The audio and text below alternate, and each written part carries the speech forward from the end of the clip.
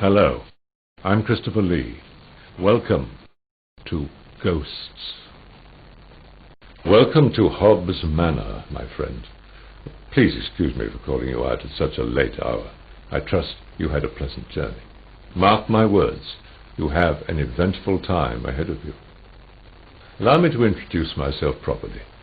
My name is Dr. Marcus Grimalkin, and I have devoted my life to the study of the paranormal.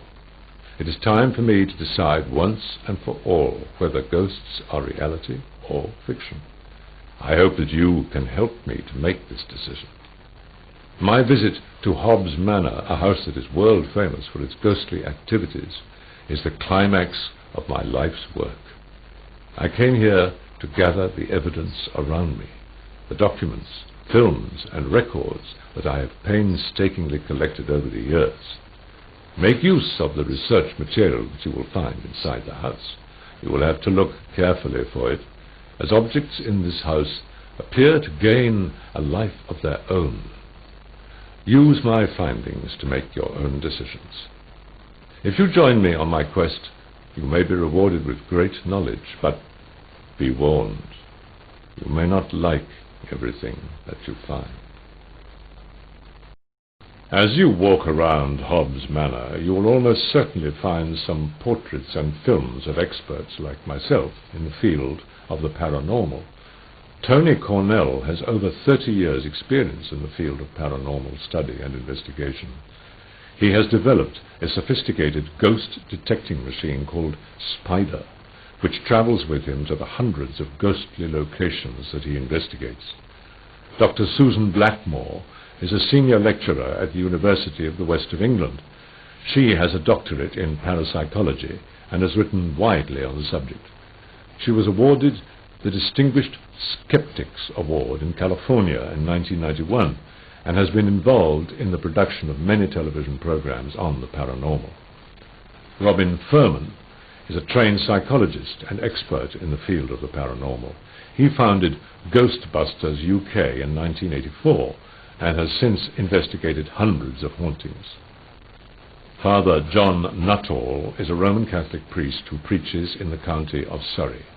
He is fascinated by the subject of ghosts and has helped members of his parish in the past who have experienced hauntings. Look closely at the cinders within the hearth. If you find any that are shaped like a coffin, there may be a death in the family. Unless you want your luck to make a turn for the worse, never sit in another person's chair soon after they have left it. Bettiscombe Manor is quiet these days, but it was not always so. The villagers in this lonely nook of the Dorset countryside still recall tales of a terrifying scream that was said to originate from a skull kept in the manor. Peace now reigns at Bettiscombe Manor, but should anyone ever be tempted to remove the skull from its adopted home, old Isaac's spirit will scream the place down. Dame Elizabeth Hoby wished only the very best for her three sons. As a member of the court of Queen Elizabeth I and a scholar of outstanding merit herself, she was determined that her offspring would not embarrass the family name, and thus they received the finest tutelage money and influence could buy. Dame Elizabeth, however, was stricken with guilt and remorse for over 40 years until her death, but there was to be no absolution. Her troubled spirit can still be seen wandering the east wing of Bisham Abbey, her skin the colour of ink, and her dress cream like parchment. Her hands are endlessly wet with blood and soap as she tries to wash away her sins in a ghostly basin that floats before her. For even her ghost can never escape the memory of her deeds, which still exist in the form of leather-bound exercise books, forever stained with the ink blots and tears of her son. Justice is often blind, and there are some who would sooner take the law into their own hands than see a crime go unpunished. The case of Nell Cook The servant of a canon of Canterbury Cathedral plainly illustrates the dangers of setting oneself up as judge, jury, and executioner. The passage between the old infirmary cloister and the Green Court in Canterbury Cathedral is known as the Dark Entry, and Nell Cook's spirit is said to wander through this foreboding corridor, lamenting the injustice of her fate. It is also said that any who look upon the wretched apparition will soon taste death themselves. I couldn't help but notice that you were admiring the splendid carpet. Mr. Montague, a previous occupant, brought it back from a world cruise alongside many other treasures. He was a well-travelled man, both in this world and in others. This house has a strange history. Many people have lived here, but none have stayed for very long. It is constructed not just from bricks and mortar, but from mysteries and legends. Some say the spirits of the dead walk its rooms and hallways. You may be one of the chosen few who feel their presence. The clock is wound well, but still stops. Count it as a bad omen. This diver's helmet belongs to Mr. Montague. He caught the bug for underwater exploration. Unfortunately, a rather large octopus caught him. The answer lies in Easter. Remember the words of the Spirit. If you have ever broken a glass whilst drinking, you will have experienced an omen of death. There are some for whom death holds no dominion, for whom a visitation from the grim reaper is simply an opportunity to challenge the Dark Lord's presumptuous presence. Sir James Lowther, the first Earl of Lonsdale, was one such man, whose spirit was sustained in life, as it was after death, by sheer malevolence and an indomitable will.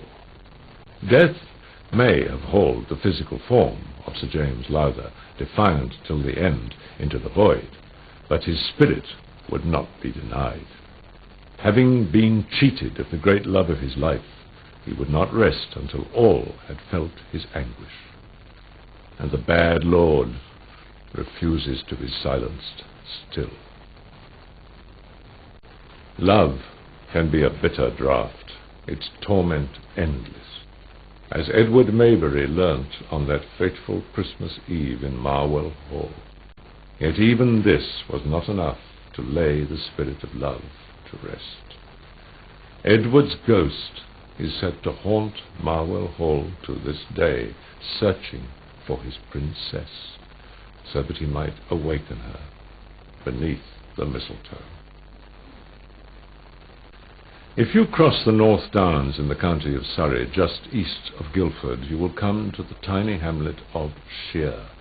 Continue south for another mile, and you will enter Hurt Wood, an ancient and lush forest on the edge of the Downs. Beneath its heavy canopy of oak and ash, deep in its wooded folds, a clear and tranquil pool will present itself, its banks lined with willow, its rim turning to moss. This is the silent pool of legend, whose lower depths hold a violent and brooding secret. Do not tarry long at the edge of the silent pool, for you might witness the spirit of the drowning maiden rising from her watery grave, a chilling scream on her lips. There she will stare you dead in the eye, and in a heartbeat rush towards you across the pool's shimmering, hushed surface. Should you see a portrait fall from a wall, look carefully at the subject of the painting. This unfortunate person may soon be dead. Have you checked your reflection recently? If you value your life, never cross another on the stairs. Are you sure you want to leave the house now? You want some advice to get ahead. There's more to the laboratory than meets the eye. Are you sure you want to leave the house now? We meet again, my friend. I'm afraid that I have misled you slightly. My life ended long ago, and I've become part of this house. I now know the answers to all its mysteries, but I cannot share them with you. You must make your own decisions about ghosts and spirits, and wait until you leave this world to find the real answers. I wish you good luck with your quest.